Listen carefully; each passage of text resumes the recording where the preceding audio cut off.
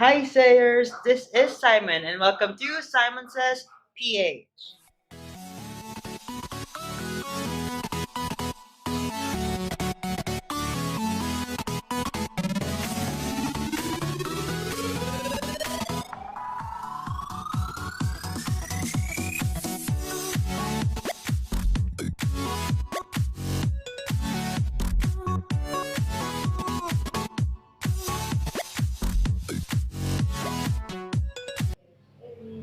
I know you are new to my channel.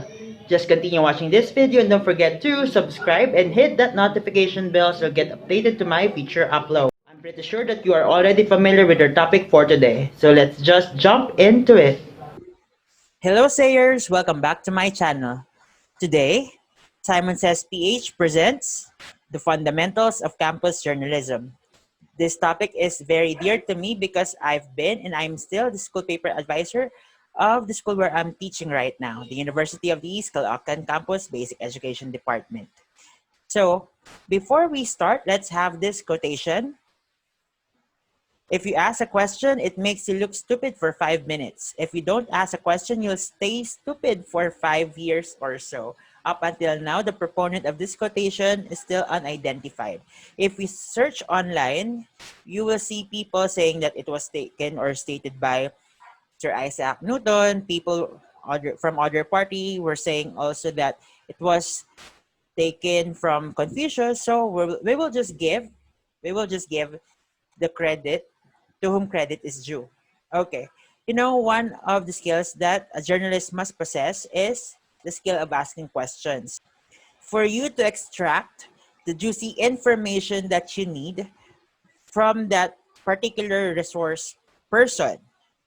And if you are shy or not courageous enough to ask questions, then you will not be able to come up with an article that will be of necessity to your readers, right? Because you want your readers to be engaged, and for them to be engaged, you must be able to gather information, and to do that, you must ask questions. You know, in general, I also tell this to my students that there's no harm in trying and there's no harm in asking questions for as long as the intent is good.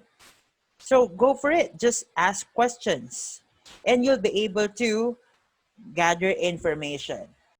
Okay, now let us start with this word, lead. As the name implies, it is the first paragraph in any article. And it is the most important part because it sets the tone of the article.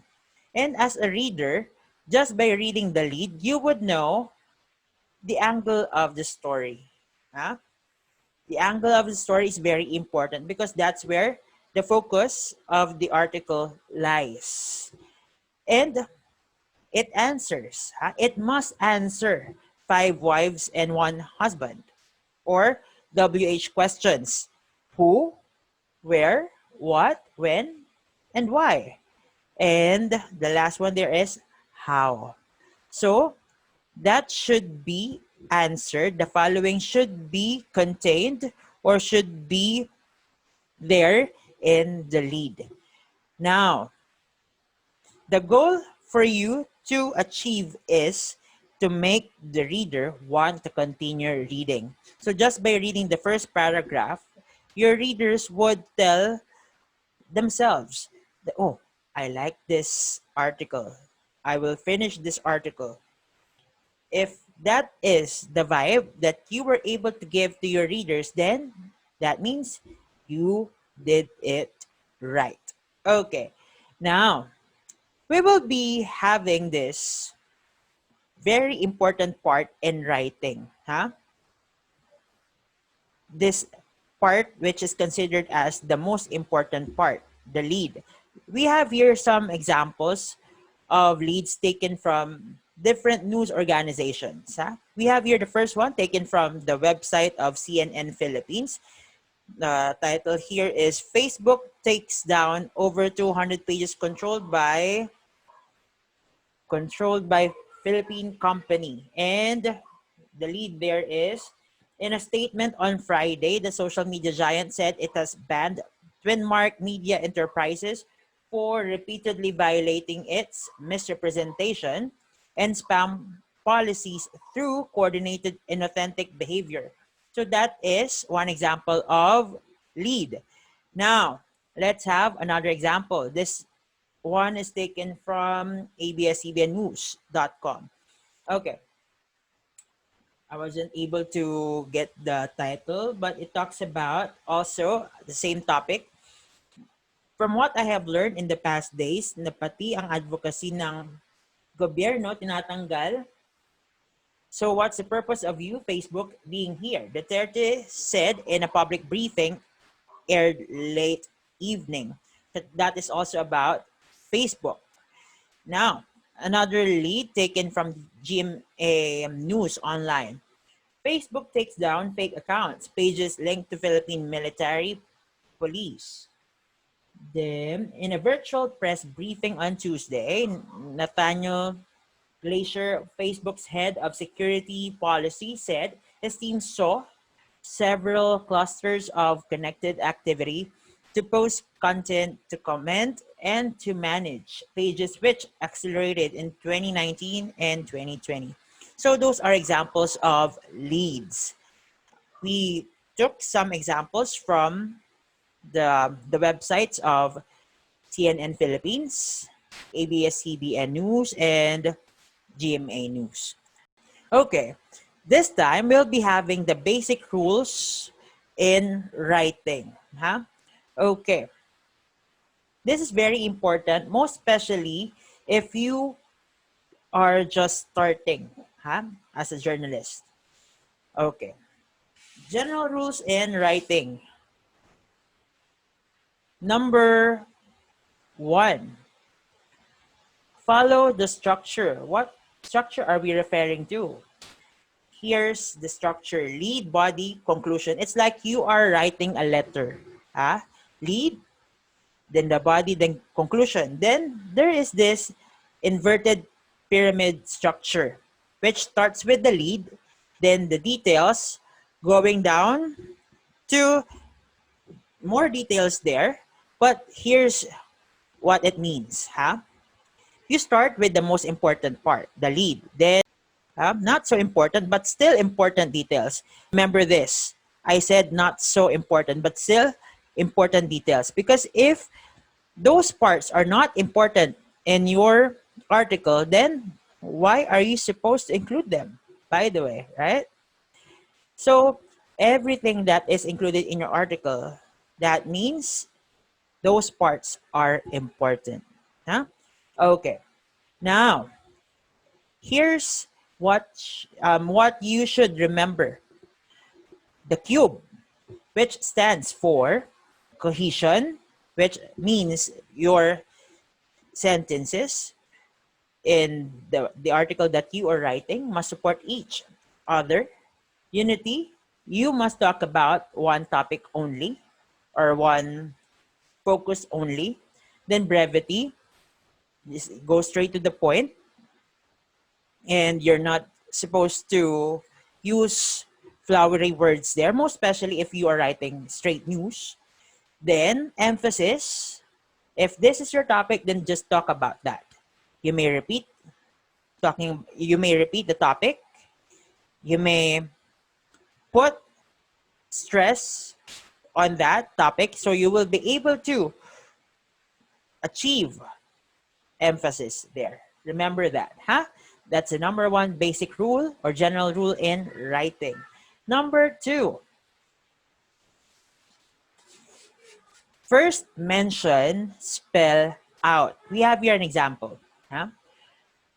For example, University of the East, in the first paragraph is mentioned already. Then you may just use its acronym on the second paragraph.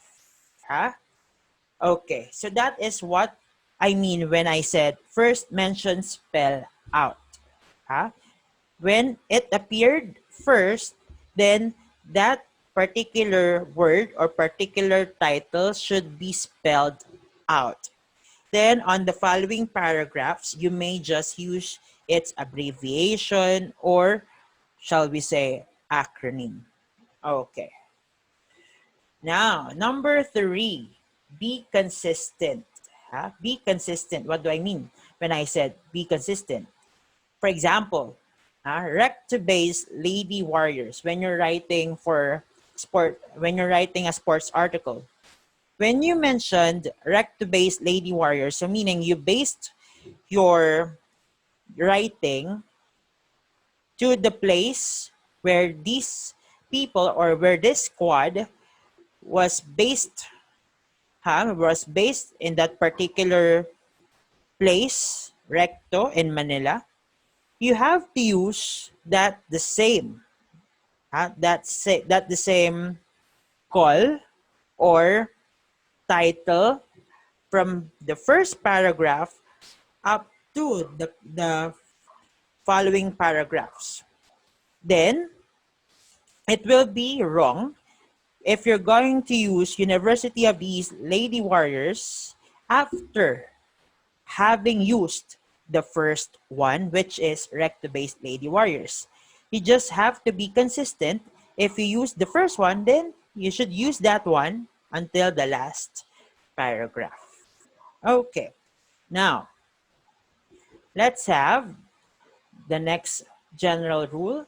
In writing the title, this format STVDO or subject plus transitive verb plus direct object format must be followed. So, as an example, we have here PEAC or PEAC allocates funds. Subject, PEAC. Verb, allocates. Then, the object there is funds. Then UE celebrates 73rd founding anniversary. It follows the same format. Okay, let's have number 5. Check the spelling of the names of the people involved in an event. You know, it's very important to include people who really are involved in a particular school affair. You should be able to include them and to check their names. You know, this might cause trouble later on if you're not going to check their names properly. Now, let's have the next one. Rule for using numbers. 1 to 10, you have to spell it out.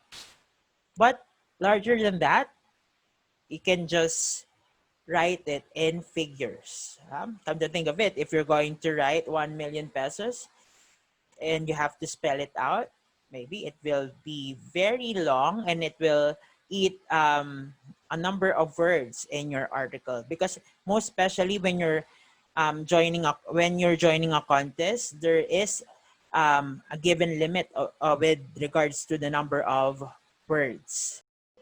Oops, stop there. You want more?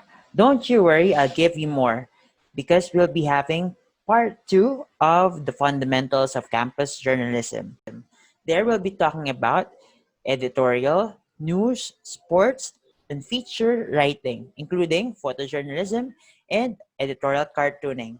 This has been Simon for Simon Says PH.